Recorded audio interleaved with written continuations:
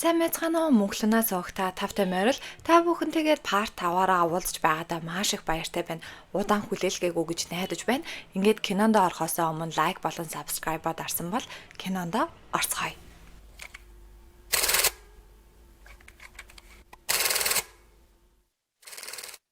Өөсөө мөрдөгчийг яран орж ирэхэд эмгтэй мөрдөгч хан соолог битгий хөдөл наана зогс гэж анхааруулна. Гэсэн хэдий ч хан соолоо өгөнд нь орохгүй урагшлах үед анхааруулах буудлага хийнэ. Энэ буудлагыг бусад цагдаа нар сонсон тэр зүг яран хөдөлцгөөнд харин эмгтэй мөрдөгч хан соолоо дахин анхааруулсан боловч соолоо түн рүү алхасаар байдаг. Үүнээс болоод эмгтэй мөрдөгч түн рүү гал нээхэд өөсөх мөрдөгч амжин хан соолоог аварч хамжина. Харин цагдаа нар ирэн хан соолоог хүн амны хэрэгээр баривчилж авч явах болно. Хэргийг цагдаа нараас гадна үүсэх мөрдөгч гэсэн давхар мөрдөн яахлаараа дотор цус болчихсон. Дотор байсан зүйл гадаа болчихдог байна гэж бодон нэлээд ухаж төнхчнө. Хан Соло цагдаагийн газар дээр ирчихсэн байцаагдаж байна. Мөрдөгч нар юу болсон талаар яриадах гэсэн. Хан Соло дуугүй байх эрхээ эдлэн тэгснээ энээх үед нь цагдаа нар за яасан мэдрэл муутай хүний дүр эсгээд бас энэ хэрэгээс мултрахыг хүсэе юу л гин. Өөсөө мөрдөж байгаа тэрхүү байшингийн гал хамгаалагчийн өрөөний хаалгыг хин нэгэн эвтчихсэн байдаг. Мөн гал хамгаалагчийн зориудаар унтраан гэрлийн унтраасан гэдгийг ойлгоно. Гадаа гараад шалгасан гарч идэн тэгэхээр өөсөө мөрдөж 3 дахь читгээд байсан байна. Энд байсан бол хаашаа зугцсан байж болох уу гэж бодоод айн гүн рүү гүн. Айн дунд нэгэн модон дээр цусны мөр байх ба доод талд нь гутлын мөр байдаг. Өөсөө мөрдөж цаашаа явт тулсан айн дунд машин зам байгааг олж мэднэ. Галерейн гүйцэтгэх захирал босс эзэгтэй дээр ирэн хан соолог та юутай утгалцсныг мэдсэн үү? Түүнийг хаях хэрэгтэй битгий хамгаал гэхэд захирал эзэгтэй чи одоо юугаа яриад байгаа юм бэ? Манай галерей байх үгүй нь мэддэхгүй болчоод байна. Манай хамгийн үнэтэй зургийн эзэн үхчээд байна. Яг одоо хан соологийнхаа асуудлыг шийдэл гэж даалгана. Өөсөө мөрдөгч цагдаагийн газар дээр ирээд Бэг Жумбом бол Бэг Жумбом биш. Харин тэр суухан байсан. Тэр Бэг Жумбомын царайг нь аваад түүний амьдралаар амьдэрсэн. Би шинжилгээнийх нь хариуг нь та нарт үзүүлэе гэхэд цагдаа нар хараад бүр гайхацгаана. Тэгэхээр энэ юу гэсэн үг вэ гэсэн тэр газарт 3 дахь чигтгэхэд байсан. Алуурчин байсан гэж байна. Намайг хан солоотой уулзахыг зөвшөөрөх. Би энэ хэргийг шийдэж өгье гэж гуйна. Эрэгтэй мөрдөгч ахлахтаа Бэг Жумбомын шарх үнэхээр сонин. Эрэгтэй хүн эсвэл шууд хүчтэй хүн л ингэж хатгаж чадна. Эмэгтэй хүний хүч бол хүрхгүй. Гэхдээ Бэг Жумбом ухаан алдаад дээшээ хараад хэвтчихсэн бол хан солоо ингэсэн байх магадлалтай. Тэгвэл ахлахаа өөр 3 дахь хүн байсан байж болох уу гэн. Өөсөө мөрдөгч хан солоотой уулзсан түүнийг зүгээр эсгэн асууна. Харин хан солоо чи зүгээрөө миний урдуур орсон штэ. Гардынхаа шархыг яг одоо эмчлүүл эмнэлэг яваатхаа гэхэд өөсөө мөрдөгч үгүй би зүгээр чи зүгээр л бол би зүгээр амьд сэрүүн чиний урд сууж байгаа бидтэй. Тэнд яг юу болсон юм? Бэг Жумбом үгүй суух уу? Чи суух уу гэдгийг мэдчихсэн болохоор хамт явсан бидтэй. Тэнд юу болсныг надад хэлээд гисэн хан солоо. Би эцэг эхийгээ алаа даатгалын мөнгөний авсан. Түүнээс болоод би ийм сорьтой болсон. Өрөвдөлтэй байна уу? Би өмнөх залуучуудад ч гэсэн өөрийгөө ингэж өрөвдүүлж бүгднийг даатгуулад тэгээд дараа нь алчсан.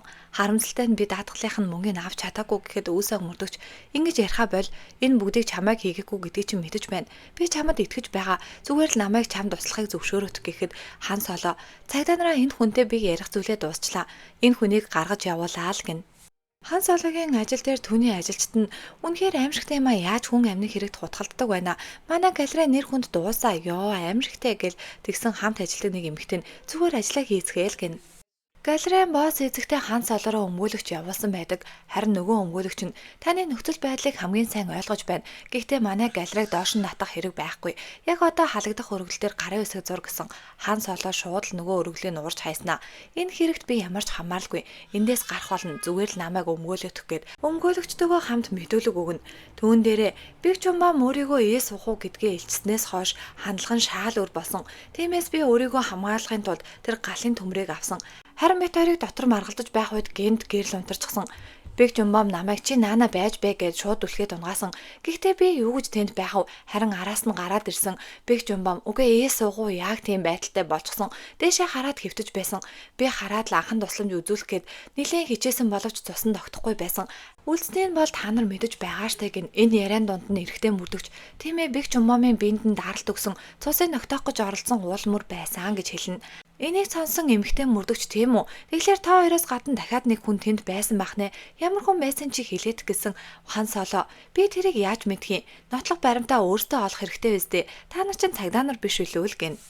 Модон дээр байсан цусны мөр хохирогчийн цус байсан гэдгийг өөсөө мөрдөгч болон цагдаа нар мэдэж авна. Тэгэхээр яах ч аргагүй тэнд 3 дахь хүн байсан байна. Энэ цусны мөр дээр Беллиний хээ хүртэл гарчсан байгааг харж байна уу л гэж ярилцгаана. Өөсөө мөрдөгч цагдаагийн алх дээр ирээд энэ хэрэг дээр хан солоо ямар ч хамааралгүй. Түүний эргэн тойронд зориуд ийм зүйл хийн нэгэн хийгээд байна. Тиймээс та нарт би туслая. Хамгийн эхлээд Биг Жумбамыг ээс ухуу гэдгийг мэдэж авсан хүмүүсүүдийг олох хэрэгтэй. Тэр хүлээн авалтан дээр Биг Жумбамын уусан юмд нь самрын үртэс хийсэн хүн энэ хэрэгтэй холбоотой. Тиймээс тэр хүнийг яаралтай эхлээд олоо л гэж хэлнэ. Хан Соло энэхүү хүн амны хэрэгт бороогүй гэдг нь батлагдсан учраас судлагдахаар болно. Эмэгтэй мөрдөгч түүнийг эрт баярлах хэрэггүй. Энэ хэрэгтэй өөсөө мөрдөгчийг битгий оруулаад бай гэж анхааруулна. Хан Солог цагдаагийн газраас гараад ирэхэд нь өөсөө мөрдөгч хүлээж байх ба түүн дээр очиод дахиж битгий ингэж худлаа яриарай. Би чамайг худлаа ярьж байгааг чинь нүдээр чинь хараад би нэг чинь хилэмжээр хараад л уншчихна. Битгий дахиж ийм зүйл хий. Би чамд туслахыг зөвшөөр. Битгий надад дахиж ингээрэй гээл нилээн уурлаж авна. Харин Хан Соло чамд энэ хэрэг ямар хамааралтай юм бэ? Би өөрийнхөө хэргийг өөрөө шийдэх болно. Зүгээр надаас хоол бай гэд явж байснаа. Гинт би энэ муудаад ухаан алдчихна. Харин өөсөө мөрдөгч түүнийг тэрвэрэд машиндаа аваад явж байх үед зурагчин залуу тэр хоёрыг хараад үлдэнэ.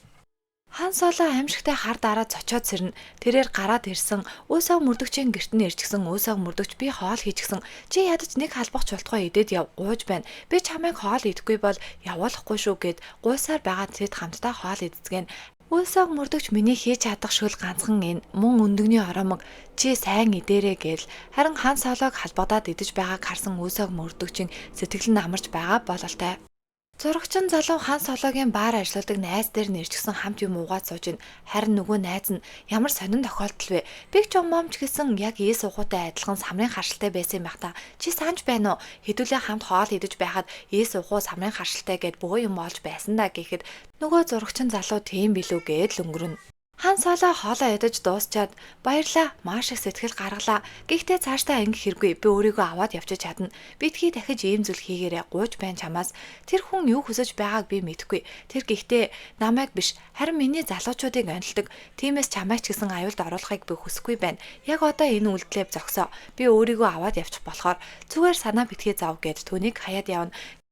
Хан Солог ажил дээрээ эргээд ирэхэд нь босс эзэгтэй түүнийг хараад сүгөөд олоод учиргүй очиж тэрвэрснээ яана зүгээр үү чи би чамайг эргээд гараад ирнэ гэдгийг чинь мэдэж байсан. Ёо ашгүй дээ би чамд бүр санаа зовж байлаа гэхэд нь Хан Соло уучлаарай захирлаа санааг чинь хилээчглээ. Гэхдээ энэ бүхэн таны л ач би таны ачаар л гарч ирлээ гин. Босс эзэгтэй ширээн дээрээ сууснаа ороод ир гэд хин энийг дуудана. Гаднаас гүйцэтгэх захирал Хан Сологийн туслах эмэгтэй хоёр орж ирнэ. Гүйцэтгэх захирал босс эзэгтэй тэр чадах юм байна. Би сая түүнийг шалгацглаа. Хан Сологийн оронд дуудлах худалдаа хөтөлж явж чаднаа гэж хэлнэ. Үүнийг сонсон туслах эмэгтэй нэлээд гайхна. Харин босс эзэгтэй Хан Солоод хандан чи хэсэг амрангаа бусаандах салбарт ажиллаад байж бай. Одоохондоо чиний хэрэг энд байхгүй байна гин. Үүнийг сонсон Хан Солоо ойлголоо. Надад ч гэсэн нэг хаалга хааглаа гэхэд дараагийн хаалга нэгдэж байгаа юм шиг санагдаж байна гин. Босс эзэгтэйгийн өрөөнөөс гараад Хан Сологийн туслах нь уучлаарай Хан Солоо ахлахаа би ийм зүйл болно гэж мэдээгүй. Тэднийг ийм зүйл төлөвлөж байгаа гэдгийг огт мэдээгүй гэхэд Хан Солоо битгий санаа зов. Албан тушаалаа хатгалах нь албан тушаалаа ихаас ч амаргүй байдгийн. Тиймээс чамд боломж байна гин. Өөсөө мөрдөгч хакерчин дүүтэйгээ уулзахад дүүн ахаа би таны олоодог гэсэн хүнийг олцглоо. Энэ залуу амьдардаг байр нь мөн машин нь гэхэд өөсөө мөрдөгчийн царайнд хувиран өмнөх дурсамж нь бодогдно. Тэрхүү залуу дүүтэй нь өргөдөг байсан. Дүүн машины ослоор нас барахад нөгөө залуу баярлж байсан бөгөөд тухайн үедээ даатгуулчихсан даатгалынх нь их хэмжээнийх нь мөнгөний аваад нэг жил шоронд суугаад гарч ирсэн новшин амтан байдаг. Хан Солог ажил дээрээ байхад нь зурагчин залуу ирснэ. Чи ажилласаа гарах гэж байгаа хэрэг үү? Хүмүүс чамайг тэгж яриад байх юм гэхэд Хан Солоо тийм ээ би ажилласаа гарах болно гин. Харин зурагчин залуу тэгвэл чи өөр газар ажилд орох ч юм уу гэхэд Хан Солоо үгүй надад дуусгаагүй зүйл байгаа. Би түүнийг хийх ёстой. Тиймээс дараа ярилцъя гэд гарна. Хан Солоо босс эзэгтэйгийн өөр хүмүүсүүдийн нэр дээр авсан эд хөрөнгүүдийг нэг нэгээр нь шалгаад явж байдаг. Тэр дотор нуусан зургнуудаа хийсэн байж магадгүй гэд нөгөө газар дээр нь очсон араас нь зурагчин залуу би чамайг харин юу хийх гэж явж байгаа юм бол гэж бодоод санаа зовоод араас чинь хүрээд ирлээ. Энд юу хийж байгаа юм гэхэд Хан Солоо хийж байгаа зүйлээ тайлбарлана. Харин нөгөөх нь энд хүн байгаа эсхийг амархан мэдэх боломжтой. Энийг хардаа тоолоор нь гүйхгүй байна. Тэгэхээр энэ дотор хүн байхгүй. Ямар нэгэн зүйл хадгалаагүй бахаа л гэж хэлнэ. Цагдаагийн газар мөрдөгчнөр хуралдах ба энэ хүү хохирогч нарыг бүгднгийн Биг Жумбам алсан гэх баталгаа үнэхээр алга. Яагаад вэ гэвэл Өөр нь телефонууд нь дандаа өөр газар зааж байна. Түүний өмнөх найз залуучуудын өгөж байсан үе цаг мөчт нь биг чумбан буюу ээс угуу дандаа өөр газар байсан байна. Тэгэхээр энэ хүн алуурчин биш бол хамгийн сүүлийн хохирогч гэсэн үг. Тэгэхээр өөр хүн алаад байгаа гэсэн үг үү гэж ярилцгаана.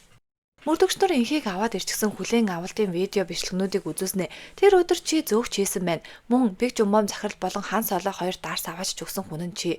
Яг гэж тэр дарсан дотор самрын үрмэг хийсэн. Яг үннээ хэд ямар зоригтой. Чиний өгсөн дарсыг тэр хүн уугаад шууд л унсан. Мөн биг жумбан болон хан солоныг хаана явж байгаа газар нь чи дагаж байсан байлээ. Хяналтын камер дээр эн чинь бүгдээрээ бичигдсэн. Тиймээс бүх зорилгоо бүгднийг үннээр нь хэлээл гэж хэлнэ. Өөсөг мөрдөгч хакерчин дүүгийнхаа өгсөн мэдээллийн дагуу охин дүүтэй нь уурхиж байсан нөгөө новшийн залуугийн гэрт нь очиж шалгана. Харин гэрийнх нь үүдэн дээр нь яваад очсон нөгөө залуугийн нэрэн дээр яг шуудан ирчихсэн байдаг. Үүнийх нь зургийг аваад баталгаажуулж авна. Харин энэ үед нь нөгөө новшийн залуу гэрлүүгөө ирж явах ба өөсөг мөрдөгч үүнийг нь мэдэхгүй лифт удаа зогсож байдаг. Яг лифт онгох үед хин нэгэн өөсөг мөрдөгчийг шууд татаад л нууцхна. Харин дотроос нь нөгөө новшийн залуу гарч ирэх ба анзаарсангүй гэрлүүгөө яваад орно. Өөсөг мөрдөгчийг нуусан хүн бол хан солоо байдаг. Хан солоо бүх учраа өөсөг мөрдөгчөд ярих ба босс эзэгтэйгийн өөр хүмүүсүүдийн нэр дээр авсан хөрөнгүүд донд энэ байшин байсан. Би энэ байрны дотор зургнууд нуусан байж магадгүй гэж бодоод ирсэн. Харин гадаа чиний машин болон нөгөө залуугийн машин байсан. Тэгэхээр нь би яарад чамайг аврах гэж ирсэн. Энэ залуу өмнө нь манай галерей дээр босс эзэгтэйтэй уулзаж байсан. Тэгэхээр би сэрэмж илүүдэхгүй гэж бодоод чамайг аварчлаа. Өөр зүйл байхгүй гэд явна. Инхээ мөрдөгч нарын үзүүлсэн бичлэгүүдийг үзээд тийм ээ би хан солоог мөрдсөн. Гэхдээ энэ удаа ч гэсэн би алдчихсан. Өмнөх удаад би хан солоо болон Юнжи хоёрыг хоорондоо хэрэлдэж байсан бичлэгийг би хийсэн. Тэгээд олон нийтийн сүлжээн дээр тавьсан. Хан солоо гихтэр шулам эмэгтэй дандаа бүгдийг хийчихэд хамгийн сүүлд гим зэмгүй дандаа үлддэг.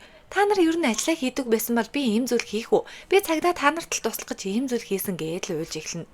Хан Сологийн баар ажилуулдаг найз нь цагдаагийн газар ирчихсэн мэдүүлэг өгж явах ба тухайн үеийн үйлчлэгний ориглуу нарсыг манай баар нийлүүлээгүй. Харин тэр галерейн босс эзэгтэй өөр газраас нийлүүлсэн. Би хаанаас гэдгийг мэдэхгүй л гин.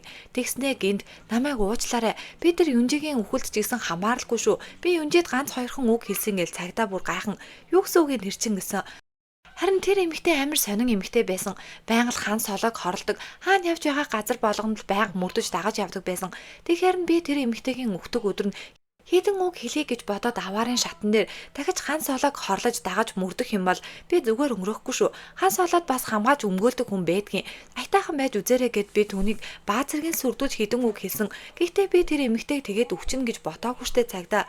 Би үнэхээр энэ хэрэгт ямар ч хамааралгүй гэл айж сандарсан хүн нэг мэдүүлэг өгнө. Цагдаа чи тэгвэл яах ч тэр галерейн хүлээ авалт болгон дээр явж байдгийн гэсэн. Яах втэ гайгүй ирчүүд хайгаад л гээд цагдаагийн газраас гарч ирэхдээ ёо ямар амар газар вэ л явна. Галерейн гүйцэтгэх захирал босс эзэгтэйд хан солоог түүнийг хойноос нь мөрдөөд агаад ухаад уулгана. Харин босс эзэгтэй айл хизээний мэдчихсэн бололтой. Чамд хийх ажил олдохгүй байна уу? Би чамд өөр ажилд даалгасан бидтэй гэдэл түүнийг загнана. Өөсөг мөрдөгч ажлынхантайгаа хан сологийн нас барсан найз залуучуудынх нь даатгалын талаар ярилцаж байдаг. Мөн үүнээс гадна нөгөө уран зургнууд тэр уран зургнуудын машины осол нь өөсөг мөрдөгчийн эмэгтэй дүүгийнх нь машины осолтой үнэхээр адилхан. Яг энэ үед нь урлагийн талын даатгалын ажилтан ирснэ. Биг жумбам нас барсан учраас түүний хариуцаж байсан үнэтэй урлагийг хин нэгэн хариуцгаар болсон тухай хэлнэ. Харин өөсөг мөрдөгчийн туслах нь за энэ удаад арайч хан солоо биш байлгүй дээ гэд нээгээд харсан. Үнэхээр хан солоод урлагийнхаа зургийг өвлүүлээд үлдээчихсэн байдаг. Инхий байцаалтынхаа дараа арай тайвширчихсан сууж байна. Эмэгтэй мөрдөгч яагаад чи хан солоод ийм дургу талаар нь асуухад хөөхөд байхдаа би хан солоо өгчөд үнэхээр сайн байсан.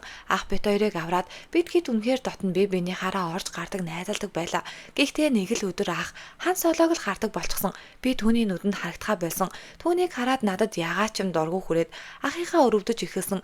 Тиймээс би хан солоог ямар аимшигтай шулан бэ гэдгийг ахтаа ил болгочвол ах маань тэр эмэгтэйг харахаа болно гэд. Энэ үед нь ах нь нууцаар сонсож байснаа инхий хоёлоо явъя гэд үгээ дагуулад гарна. Инхий ахаатаа бүгдийг сонсчихсон уу гэсэн ах нь зүгээрээ битгий санаа зов. Ахыгаа уучлаарай. Ах нь чамайг харж хандаж явдаггүй байж одооноос тэгэх болно гэд тэд хамтдаа хооллохоор явцгаана. Оройн нь зурагчин залуу хан солоо хоёр баар ажилладаг найзандаа ирчихсэн. Хамтдаа хундаг юм ууцхан ойр зургийн зүйл ярилцсан. Харин баар ажилладаг найз нь хан солоогоос ууршладгүй би тэр Юнжи гэх эмэгтэйг чамайг дээрлэхэд байсан болохоор нь хідэн үг хэлчихсэн юм. Яг нас бардаг өдөр нь. Гэхдээ би тэр эмэгтэйг яаж тэр өдөр нас барна гэж мэдхэвтэй гэхэд Үүнийг сонсон Хан Солоо "Игчээ танд маш их баярлалаа. Намайг өмгөөлж хамгаалдаг хүн байна" гэж бодглохлоор "Үнэхээр сайхан байна" гин. Харин Хан Солоо зурагчин залууд хандан "Чи бид хоёр найзууд байх нь надад үнэхээр тухтай байдаг. Хэрвээ чи миний залуу болсон бол хизээ нэгэн өдөр яг энэ залуучуудтай адилхан үхэх байсан. Чиний сонголт хамгийн зөв байсан. Миний хажууд үргэлж миний найз болж байдагт баярлалаа" гин. Зурагчин залуу усан доор авсан зурагнуудаа хараа зогсож байх үед эмэгтэй мөрдөгч ирснэ. Энэ үнэхээр хэцүү байхдаа усан дотор зураг авна гэдэг гэхэд зурагчин залуу "Тийм ч хэцүү биш ээ. Одоохондоо ямар нэгэн оцол гараагүй. Бид нар хүссэн зургаа хүссэн газраа авах нь бидний л ажил штэ" гэж хэлнэ. Гэрээслэл хариуцсан өмгөөлөгч нар Хан Солоо дээр ирээд биг жумбомоос үлдээсэн нөгөө үнэтэй уран зураг Хан Солоод гэрээслэгдэж үлдсэн гэдгийг хэлнэ. Үүнийг сонсон Солоо нэлээд сандран "Би энийг зөвшөөрөөгүй. Яахлаараа тэгдэг билээ" гэхэд өмгөөлөгч нар гэрээслэгдэж үлдэж байгаа хүнд нь ямар нэгэн зөвшөөрөл авах шаардлагагүй байдгиймаа гэж тайлбарлана. Үсэг мөрдөгч Хан Солоогийн ажил дээр ирэн түүнтэй ярилцахыг хүснэ. Харин Хан Солоо чимээгүй газар очиод ярилцъя гэх үед араас нь тэр хоёрыг галерейн босс эцэгтэй хараад зогсож байдаг. Үсэг мөрдөгч айл чадлаараа Хан Солоог ятгах нь "Би чамд итгэж байна. Энэ бүгдийг чамайг хийгээгүй гэдгийг чинь би мэдэж байна. Тиймээс чи бусад залуучууд шиг намайг битгий алдаач. Намайг хамгаал, надад итэг, надтай хамт бай" гэж түүнээс гуйна. Харин Хан Солоо түнд нь зөвшөөрдөг.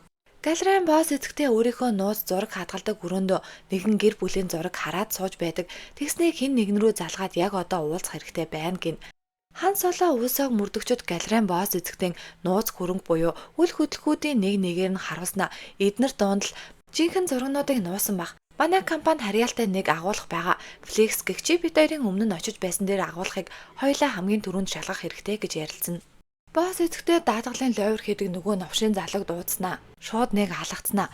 "Чи юу хийгээд яваад байгаа юм? Намайг даатгалын ажилтан мөрдөөд байна. Яг одоо тэрийг зохицуул" гэж хэлнэ. Тэднийг инхүү яриад байж байх үед гаднаас нэгэн хүн орж ирэх ба нөгөө хүнийх нь царай нь харагддаггүй. Ингээд тэд гуруулаа гэдг нь ойлгомжтой болно. Хан Солоо үсэг мөрдөгч хоёр өмнөх удаагийн ирж байсан флекс гэх агуулгад ирэх ба уран зураг хадгалах боломжтой өрөөг шалгасан боловч нөгөө өрөө нь хоосон байдаг. Нөгөө хэд ч айл хизээний урьдчилаа зурагнуудаа өөр газар руу зөөж байдаг. Үүнийг нь зурагчин залуу нууцаар хараад зогсож байна. Хан Солоо үсэг мөрдөгч хоёр эвлэрсэн бололтой. Хоёулаа энэ зурагнуудыг олчих юм бол энэ том хэргийн ард гарах боломжтой болно. Хоёулаа чадах болов уу гэхэд үсэг мөрдөгч хоёулаа заавал хийх болно гэд гар гараасаа хөтөлцгөөн. Үсэг мөрдөгчийн хакерчин дүү Хан Солоо гурав суужсан. Галерейн барилгын план зургийг хараад сууж байдаг. Тэгснээ босс эзэгтэйгийн галтгооныхон цаана нэг нууц өрөө байдаг. Яг энэ л юм байна. Ийшээ орж ижил бид нар нөгөө хаягаад байгаа зурагнуудаа олно гин. Харин хакерчин дүүн бид нар тийшээ нууцаар орох хэрэггүй гэд бүр гайхна. Хан Солоог ажил дээрээ ирсэн нөгөө босс эзэгтэй чинь бүр тэрж аваад "Яана эвэдэ өстой айгүй их зүтрлээ. Нэрээ биг жумом захирал тэр үнтэй зургаа чамд өглөөсөн гэлөө. Битгий санаа зов. Би өмгөөлөгч талыг хариуцна" гэхэд Хан Солоо тэр зургийг авахыг хүсэхгүй байна. "Би ажлаасаа гарч байгаа штэ" гэхэд "Юу яриад байгаа юм? Би чамайг зүгээр л хэсэгэн зур амраад ир гэсэн. Би чамайг халахгүй штэ. Би тэр зургийг чинь авч өгөхөд тусланаа. Битгий санаа зовол" гэдэг. Харин нөгөө талд цагдаа нар Хан Солоог энэхүү үнэтэй уран зурагны өв залгамжлагч болсон гэдгийг сонсоод эмэгтэй мөрдөгч "Хөөх, арга нь улам л нарийсаад байх юм. Үнэхээр аимшигтай эмэгтэй юм а" гэж ярилцсан. Хан Солоо босс эзэгтэйгийнхаа машинд нь байршил тогтоогч суулгачихсан. Харин өөрөө ингэртэй камер зүгээд босс эзэгтэйгийнхаа нууц өрөөлөө орохоор болно. Босс эзэгтэй гэрлүүгээ харж явж явах ба харин түүнийг үсэг мөрдөгчийн хакерчин дүүн хянаад сууж байдаг. Үсэг мөрдөгч болон Хан Солоо хоёр бие биентэйгээ жихвчээр холбогдчихсон. Хан Солоо босс эзэгтэйгийнхаа өрөөлөө ороод нууц өрөөнийх нь нууц кодыг хийхдээ энэхүү галерей байгуулагдсан хамгийн ихний өдрийн он сар байдаг. Амжилттай орон тэр дотор байгаа бүх зурагнуудыг харан гайхшаад зогсож байх үед гинт сүлжээ нь унаад эхэлнэ. Тэр өрөөнд угаасаа сүлжээ унгаагч байгаа бололтой.